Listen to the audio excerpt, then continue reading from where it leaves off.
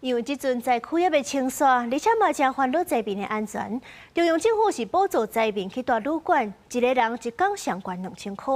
不过目前是干那20个人有意愿要请。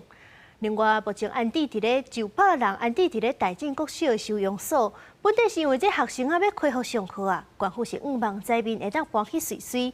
不过灾民反对，说讲协调了后已经取消。学校大礼堂看完简单的床架啊，满满的受灾户只会当困涂骹，多数人透早就起床，登到厝里去摒扫。也毋过大正国小收容所要被暂定安置。大正国小这处收容据点安置了数百位的灾民，但校内却贴出公告，要求在29号开始搬离。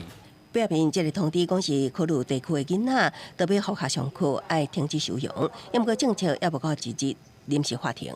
这又是学校。你学生如果想要回来上学，又要再赶人了。你把我们迁过去，然后那我们怎么回去？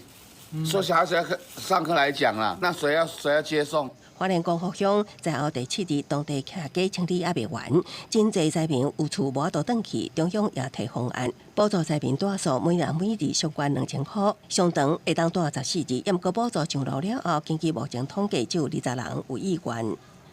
目前7+7上路3天来说，因为我们需要每天等待社会处以及原民处造册有意愿转移的灾民。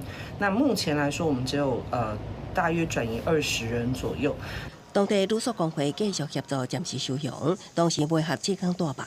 也毋过使用补助方面，政策已经开始3日啦，初步成效并不明显。他可以把这个钱省下来，可以做其他的事情。对，我们宁愿住在这边。好，随时去整理自己的家园。